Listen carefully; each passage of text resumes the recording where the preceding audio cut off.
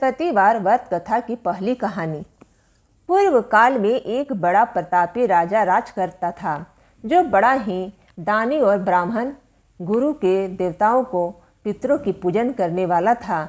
उसकी साधुता, धार्मिकता समस्त देश में प्रसिद्ध हो गई थी। उसके द्वार से कोई भी याचक निराश होकर नहीं जाता था और वह नित्य देव मंदिरों में दर्शन करने जाता। एक गुरुवार को वह बृहस्पति भगवान का व्रत रख कर पीले वस्त्र, पीले फल फूल और नैवेद्य आदि से उनकी पूजा करता हुआ दीन दुखियों की सहायता में सर्वदा तत्लीन रहा करता था। परंतु वह जितना ही धार्मिक था, उसकी प्राणी उतनी ही अधार्मिक और बुद्धिहीन थी। उसे अपने राजा की यह बातें और धार्मिक दान पूर्ण करना अच्छा नहीं लगता था। वह दिन रात अपने ऐश आराम में लगी रहती थी और मन माने सब कार्य किया करती थी। दान पुण्य और देव दर्शन तथा दीन दुखियों की सहायता में उसका मन कदापि नहीं लगता था। वह बड़ी ही कृपण थी। वह धर्म कार्य से राजा को मना भी करती थी। वह कहती कि आप यह सब क्यों करते हैं, किंतु वह धार्मिक राजा नियम पूर्वक अपने सब कार्य किया करता था। इसका यह नतीजा था कि रानी की धर्मशीलता से उस राजा का भी कोई अनिष्ट नहीं होता और सारी प्रजा सुख से अपने अपने घरों में निवास करती थी। एक दिन राजा जब वन में शिकार को चला गया और रानी अपनी दासियों के सहित घर पर निवास करती थी, तब संयोगवश उसी दिन वहाँ एक साधु का वेश धारण किए हुए बृहस्पति जी राजा के द्वार पर भिक्षा मांगने को आ पहुँचे। उन्होंने राजद्वार पर आकर राजा की जय मनाई और भिक्षा की याचना की। राजा तो घर पर नहीं थे। रानी ने कहा, हे साधु, जाइए, इस समय राजा यहाँ नहीं हैं जो भिक्षा और दान देते हैं, बिना उनके कौन देगा। साधु महाराज ने कहा, रानी जी, आप तो विद्यमान ही हैं, मुझे भिक्षु को कुछ भिक्षा देने में आप भी समर्थ हैं। रानी ने कहा, महाराज, इस तरह के झंझटों में नहीं पड़ना चाहती। इस दान पुण्य से तो मैं बहुत ही घबरा गई हूँ। व्यर्थ एक पखवाड़ा खड़ा रहता है, फिर मुझे गृह के कामों से तो अवकाश ही नहीं मिलता। यह सब काम राजा साहब ही करते हैं, उनके लिए ही यह योग्य है। परंतु मैं समझती हूँ कि इस धनी से तो निर्धन रहना ही अच्छा है, क्योंकि यह सब बहुत सा बखेड़ा तो नहीं करना होगा। क्या आप कोई ऐसा उपाय जानते हैं जिससे यह धन नष्ट हो जाए और मुझे चैन मिले? यदि आप जानते हैं तो बतलावें। बृहस्पति भगवान ही तो वहाँ साधु बनकर आए थे। उन्होंने कहा, यह तुम क्या कह रही हो? भला संसार में कोई ऐसा व्यक्ति है जिसे संतान और धन न प्यारा हो? भला इससे भी कोई दुखी होता है? हे देवी, इन दो बातों की तो सभी को चाहत रहती है, चाहे कोई धर्मात्मा हो या अधर्मी, सभी धन की इच्छा करते हैं। इस धन की महिमा तो मैं क्या कहूँ। ऋषि, धर्मात्माओं और अधर्मिकों सभी को धन की आवश्यकता पड़ती है। यदि तुमको भगवान ने धन दिया है तो उसका सदुपयोग करो। महात्मा कबीर ने कहा है, भूखे को भोजन, नंगे को चीर और प्यासे को नीर, इतना बांटे सत कबीर। तुम्हारे पास धन है तो भूखे मनुष्यों को भोजन कराओ, प्यासों को पानी पिलाओ, जिसके वस्त्र न हो उसे वस्त्र दो। इस प्रकार अन्न, वस्त्र और जल का दान करो। धर्मशाला बनवाओ, ताल तलैया, कुआं और बाग बगीचे बनवाओ। आम, आंवला आदि वृक्षों को लगवाओ, यज्ञ करवाओ। साधु ब्राह्मणों को भोजन खिलाओ। जिसके पास धन नहीं हो उसकी सहायता करो। उनकी कुंवारी कन्याओं का विवाह कराओ। इस प्रकार कितने ही यहाँ दया आदि धर्म के कार्य हैं जिन्हें तुम कर सकती हो। यह क्या कहना है कि सब धन नष्ट हो जाए और मैं चैन से सांस लूँ? मैं तो सर्वप्रथम आपको यही कहूँगा कि आप इस प्रकार के कर्मों से अपने कुल और नाम को उज्जवल कर लो। इस मनुष्य जन्म को सार्थक कर लो। मनुष्य के अच्छे कर्म ही उसके लोक परलोक में सहायक होती है और अंत में जब शरीर त्याग करता है तब स्वर्ग हो जाता है। और वहाँ उसे नाना प्रकार के सुखों की प्राप्ति होती है। परंतु साधु महाराज की इस बात का उस रानी पर कोई प्रभाव न पड़ा। उसने कहा, नहीं महाराज, मुझे इतना धन नहीं चाहिए जिससे मैं इतना यत्न करके उठाऊं और रखूं तथा उसे फिर दान दे डालूं, अथवा आपने जो कहा इतना पाखंड करूं। मुझे तो यूं ही समय नहीं मिलता और सारा समय इसी में नष्ट हो जाता है। महात्मा ने फिर कहा, हे देवी, बड़े दुख की बात है जो तुम अपना ऐसा विचार प्रकट करती हो। अच्छा, यदि तुम्हारी ऐसी इच्छा है तो ऐसा ही होगा। सुनो, अब मैं तुम्हें जैसी युक्ति बताता हूँ वैसा ही करो, इससे तुम्हारी हर इच्छा पूर्ण हो जाएगी। बृहस्पतिवार के दिन तुम अपने सब घर को लिपवा दिया करो।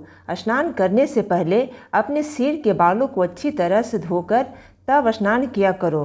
तुम्हारा राजा बृहस्पतिवार के दिन बाल बनवाया करे और भोजन में मांस मंदिरा का सेवन किया करे तथा धोबी को बुलाकर वस्त्रों को धुलने के लिए दिया करो। 7 बृहस्पतिवार को यदि तुम ऐसा करोगी तो सारे तुम्हारे धन नष्ट हो जाएंगे, इसमें कोई संशय नहीं है। यह कहकर वह महात्मा चले गए और रानी ने उस बात को अपने मन में रख लिया। उसने बृहस्पतिवार के दिन वैसा ही किया। फिर तो बृहस्पति देव उस पर कुपित हो गए और 3 बृहस्पतिवार पूरे होते होते उसका राजपाट आदि सब धन नष्ट हो गया। यहाँ तक कि रानी के घर में खाने तक का ठिकाना न रहा। उसके सुख चैन के दिन दूर हो गए। दोनों समय की कौन कहे, एक समय के लिए खाने के लाले पड़ गए। तब राजा ने व्याकुल होकर रानी से कहा कि रानी जी, आप तो यहाँ रहिए, परंतु अब मुझसे यहाँ नहीं रहा जाएगा, क्योंकि यहाँ तो मुझे सब लोग जानते हैं, जिससे कोई उपाय से या कोई काम धंधा करके भी अपनी जीविका नहीं चला सकता। इसलिए किसी दूसरे दोस्त को मैं जाऊँगा, जहाँ मैं खाने पीने का कोई धंधा नौकरी करके अपने दिन व्यतीत करूँगा। कहा भी है, देश चोरी परदेश भिक्षा। शास्त्र में कहा है कि दूर चले जाने पर मनुष्य की दुर्दिन दूर हो जाता है। यह कहकर राजा ने घर छोड़ दिया और दूर प्रदेश में चले गए, परंतु वहाँ से भी कोई अच्छी बुद्धि न प्राप्त हुई। तो वन में जाकर वह लकड़ियाँ काटकर शहर में लाकर बेचते और उससे जो कुछ मिल जाता उसी को ले वह किसी तरह अपना पेट पालन कर लेते। इधर रानी भी अपने घर पड़े पड़े उपवास करती, कपड़े लत्ते से फटे हाल पड़ी रहती। किसी दिन इधर उधर से कुछ पा जाती तो खा लेती और नहीं तो केवल पानी पीकर सो रहती और मारे भूख के करवट बदलकर रात काट लेती। इस प्रकार उसकी यह दशा हो गई कि कई दिन तक उसे खाने को कुछ नहीं मिला और मारे भूख के दम घुटने लगा। तब उसने अपनी एक दासी को बुलाकर कहा, तुम हमारी पुरानी दासी हो, इस समय तुम हमारी इतनी सहायता करो कि हमारी बहन के यहाँ जाकर उससे हमारा दुख कहकर हमारे लिए सहायता में कुछ अन्न मांगकर ले आओ। हमारी बहन नेक और धनवान है, वो अवश्य ही हमारी सहायता करेगी। यदि वह कुछ सहायता कर देती है तो हमारे कुछ दिन खाने को हो जाएंगे, और नहीं तो 10-5 सेर बेझड़ ही मांग कर लेते आना। दासी उसकी बहन के घर गई। जिस समय वह दासी उसकी बहन के पास पहुंची, उसी समय वह बृहस्पति का व्रत किए कथा सुनने को बैठी थी। उसने उसी समय कहा कि हे रानी, मैं आपकी बहन के पास से आई हूँ। आपकी बहन इस समय बड़े कष्ट में है। आप अपनी बहन की कुछ सहायता करें, और नहीं तो 10-5 सेर बेझड़ ही उनके लिए दे देवें तो कुछ दिन कट जाएंगे। दासी ने कई बार कहा, परंतु रानी ने ध्यान न दिया और कुछ न बोली, क्योंकि वह मौन भाव से एकाग्रचित हो बृहस्पति भगवान की कथा सुनने में लीन थी।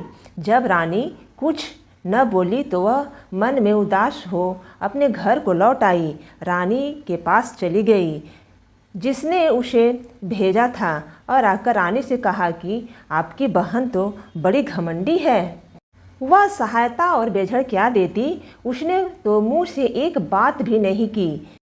उसे सुन रानी ने कहा, यह उसका दोष नहीं है, यह सब हमारे बुरे दिन की बात है। जब बुरे दिन आते हैं तो ऋण भी पहाड़ बन जाता है और मित्र भी शत्रु हो जाते हैं, तथा कोई भी उस दुखी को सहायता नहीं करना चाहता। इधर तो यह बात हुई, उधर जब वह रानी बृहस्पति जी की कथा सुनकर उठी तो उसे ख्याल हुआ कि मेरी बहन की दासी आई थी और व्रत की कथा सुनने में मैंने उससे कुछ बात भी नहीं की।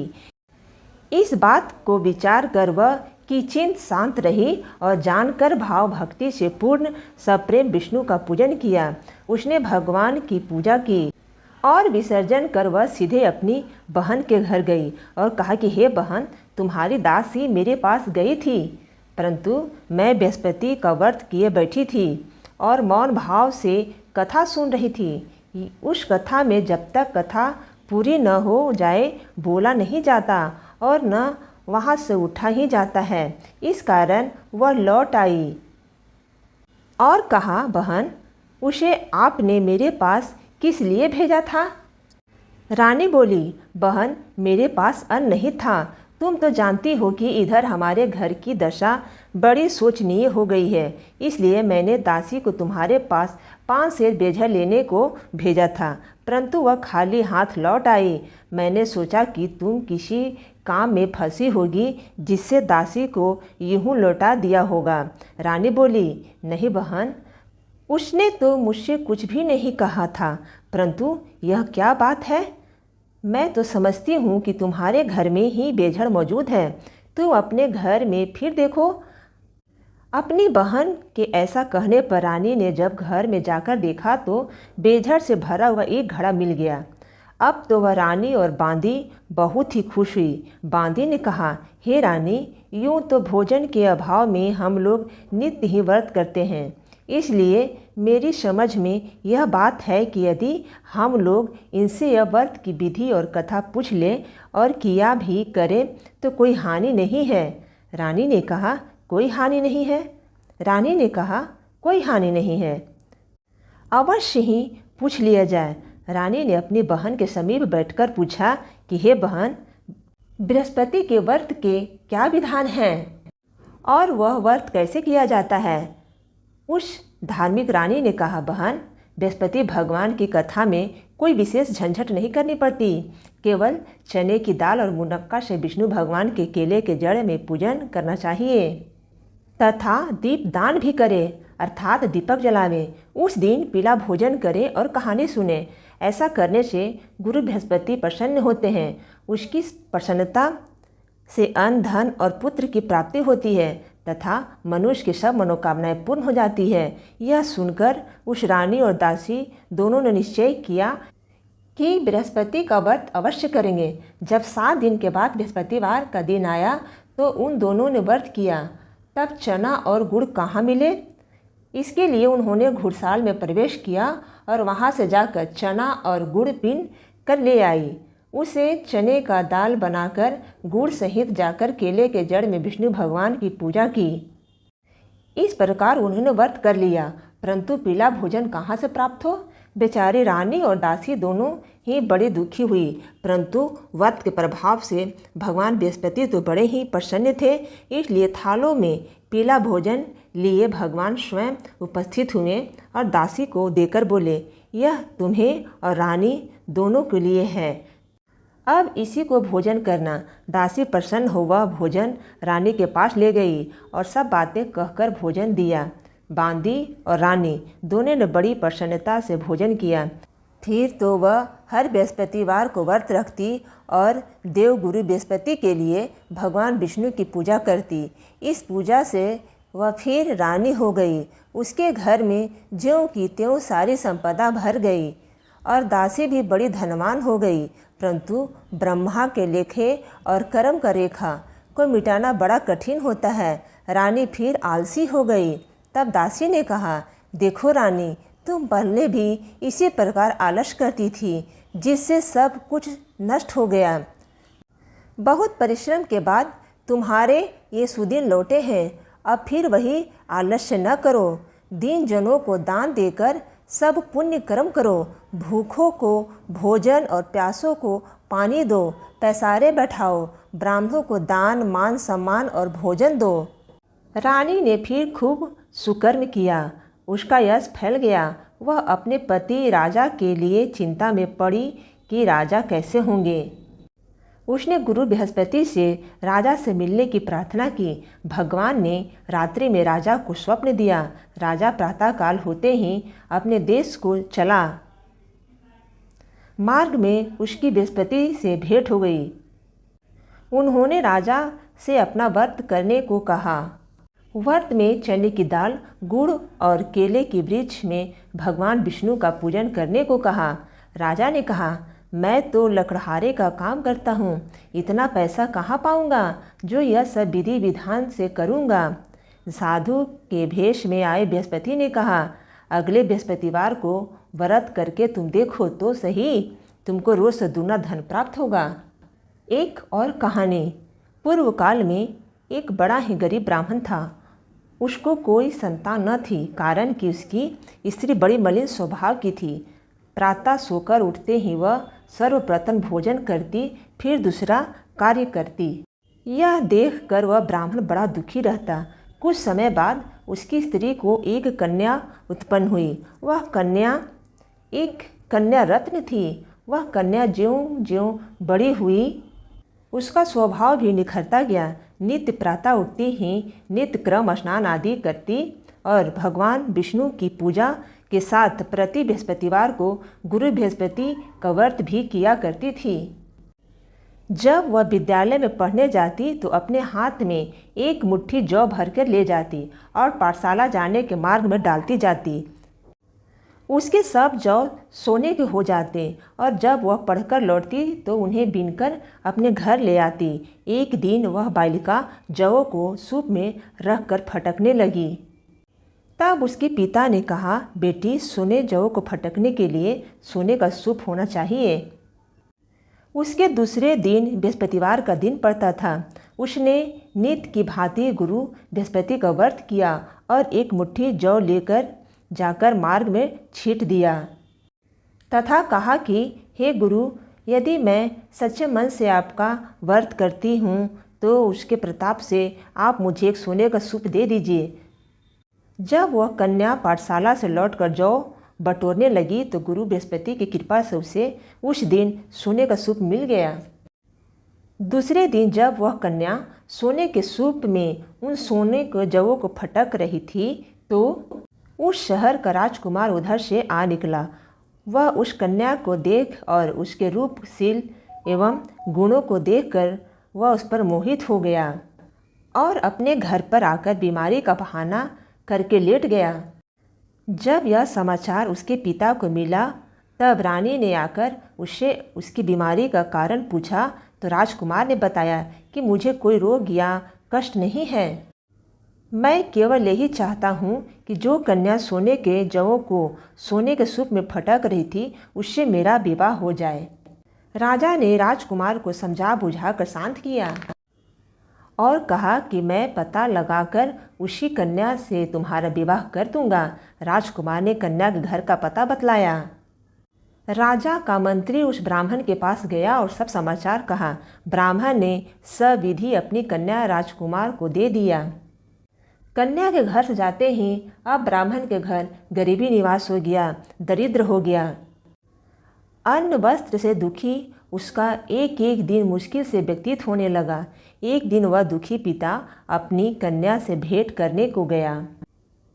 कन्या पिता की दीनता देखकर बोली कि पिताजी, आप मेरी माता जी को यहाँ लिवा आइए, मैं उनको वह युक्ति बतला दूंगी जिससे आपकी गरीबी सर्वदा के लिए दूर हो जाएगी। ब्राह्मण घर गया और अपनी पत्नी को कन्या के घर लिया आया। कन्या ने अपनी माता को समझाते हुए कहा, माता जी, आप नित्य प्रातः उठकर नित्य क्रिया से निर्वृत्त होकर स्नान आदि करके भगवान विष्णु की पूजा किया करें तो आपके घर की सारी दरिद्रताएं दूर हो जाएगी।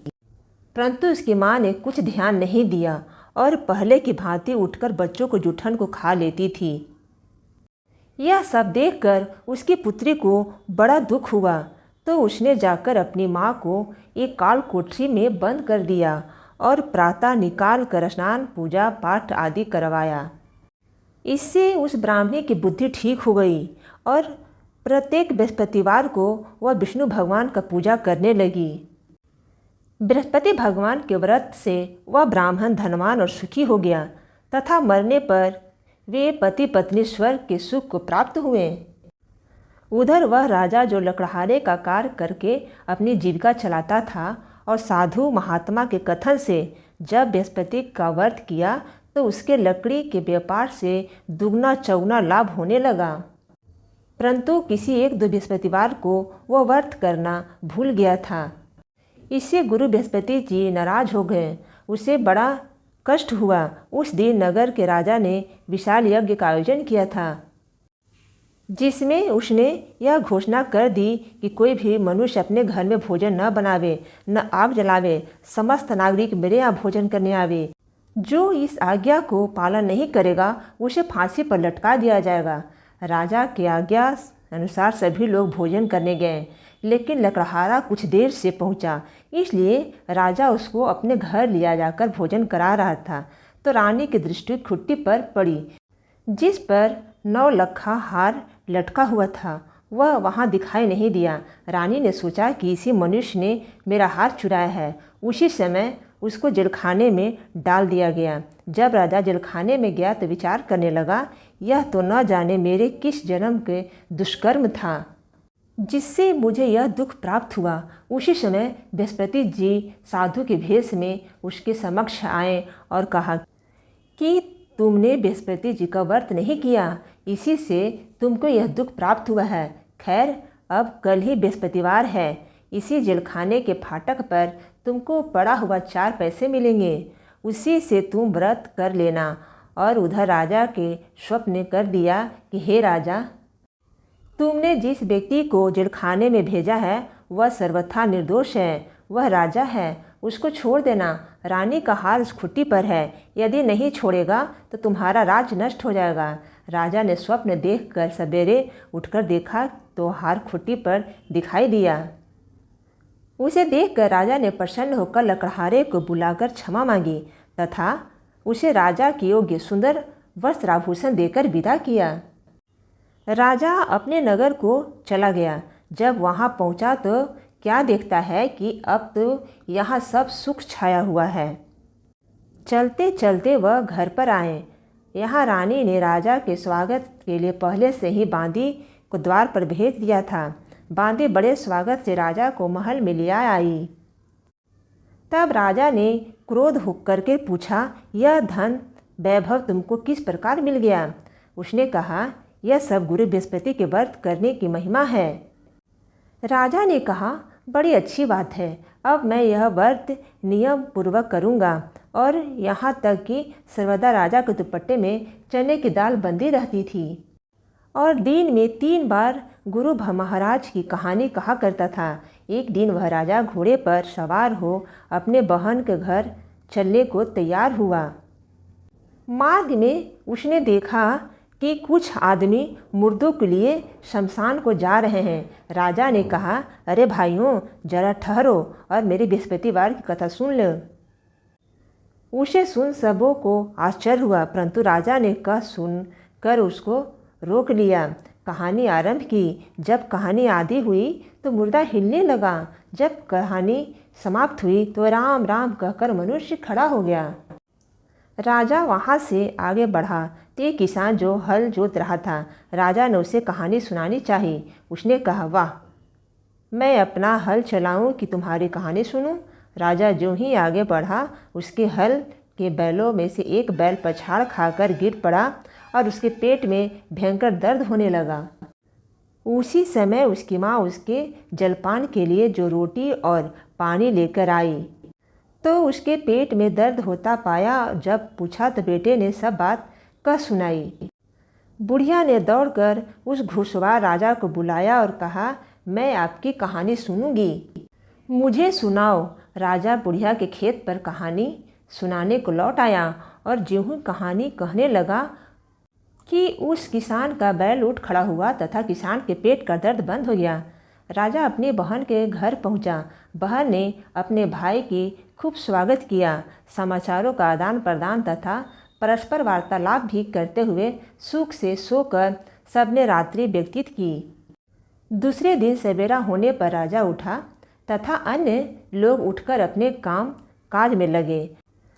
तब राजा जो गुरु बृहस्पति का बड़ा ही भक्त था। उसने अपनी बहन से कहा कि हे बहन, बृहस्पति की कथा कोई ऐसे मनुष्य को सुनाना चाहता हूँ जिसने भोजन न किया हो।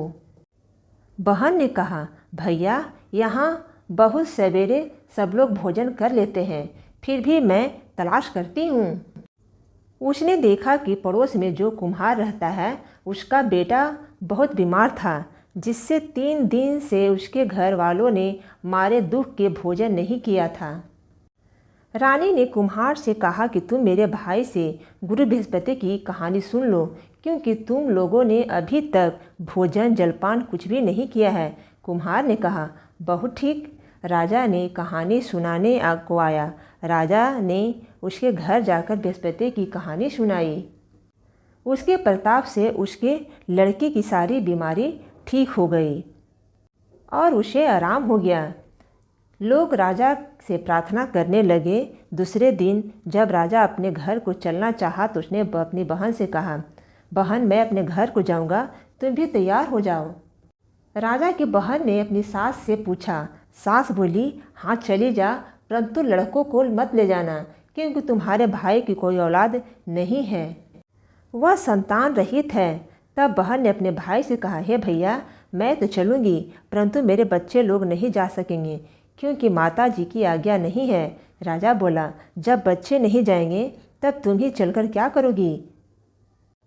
निदान राजा अपने घर को लौट आया और राजा ने अपनी रानी से कहा कि हम निर्वंशी राजा हैं, हमारा मुँह किसी को दिखाने का धर्म नहीं है और कुछ भोजन आदि नहीं किया। तब रानी ने कहा, हे राजा, बृहस्पति देव ने हमें सब कुछ दिया है, हमें औलाद अवश्य देंगे। उसी रात राजा के सपने में बृहस्पति देव ने कहा, हे राजा, उठ, सभी सोच को त्याग दे, तेरी रानी गर्भ से है। तब रानी गर्भवती हुई और ठीक 9वें महीने बाद उसके गर्भ से सुंदर पुत्र प्राप्त हुआ। यह सुनकर सभी लोग राजा को बधाई देने के लिए आए। तब राजा ने कहा, हे रानी, स्त्री बिना भोजन किए रह सकती है, किंतु बिना बात कही नहीं रह सकती। जब मेरी बहन आवे तो तुम मुझसे कुछ मत कहना। रानी ने अच्छा कह दिया। जब राजा की बहन ने सूक्ष्म समाचार सुना तो बहुत खुश हुई तथा बधाई लेकर अपने भाई के आई। तब रानी ने कहा, घोड़ा चढ़ के तो नहीं आई, गधा चढ़ के आई। तब राजा की बहन ने कहा, भाभी, मैं इस प्रकार ना कहती तो तुम्हें औलाद कैसे मिलती। बृहस्पति भगवान ऐसे ही हैं, जिसके मन में जो कामनाएं सभी को पूर्ण करते हैं। जिस प्रकार राजा और रानी ने बृहस्पतिवार का व्रत करके उनकी कथा का गुणगान किया तो उनकी इच्छाएं बृहस्पति भगवान ने पूर्ण कर ली थी। इसलिए सबको कथा सुनने के बाद प्रसाद लेकर जाना चाहिए। हृदय से मनन करते हुए जयकार बोलना चाहिए। बोलो बृहस्पति देव की जय।